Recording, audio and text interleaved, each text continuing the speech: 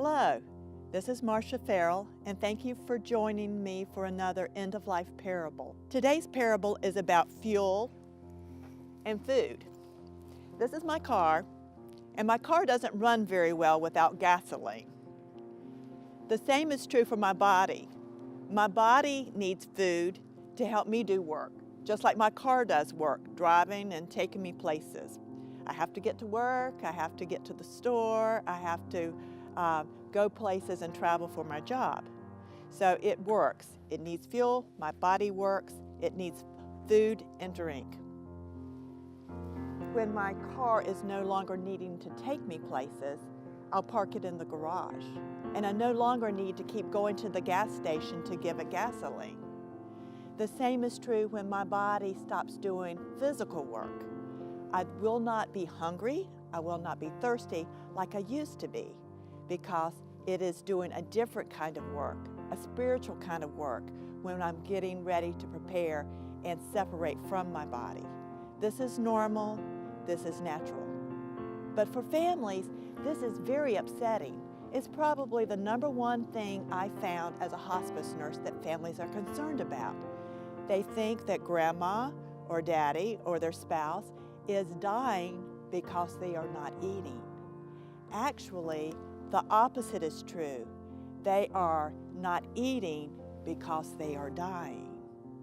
I want to talk about what happens when we continually force our loved ones to eat and their body is telling them they're not hungry or they're not thirsty.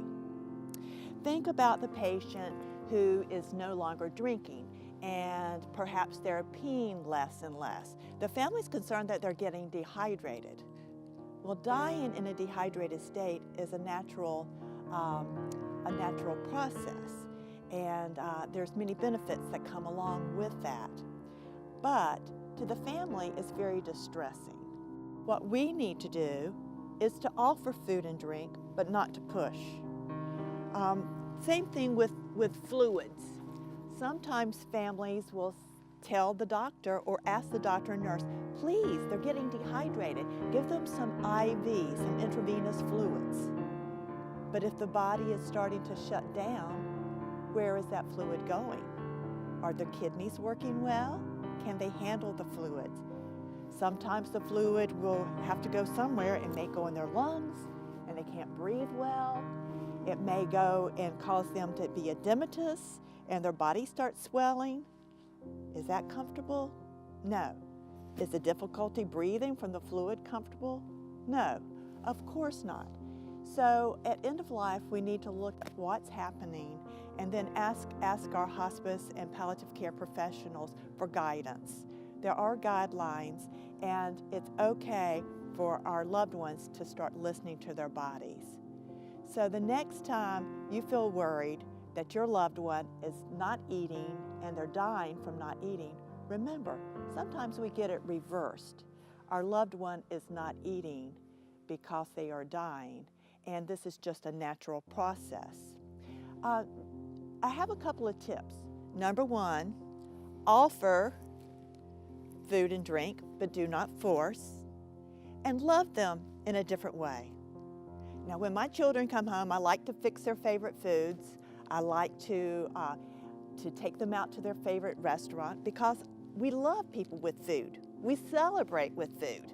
I had a granddaughter that had a birthday party yesterday, and what did we do? We had birthday cake and we had ice cream.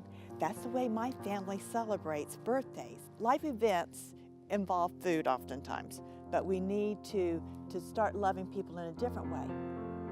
Sit and tell stories about your favorite holidays, your favorite family vacations, things that you enjoy doing together, things that you appreciate about them.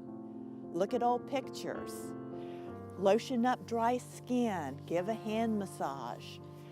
Just oftentimes being present with your loved one is enough without forcing them to eat when they do not feel like eating. Again, next time you think about fuel, think about food, and the purpose is to do work. Join me next time when we will talk about a natural sequence of how people give up food when they're approaching dying.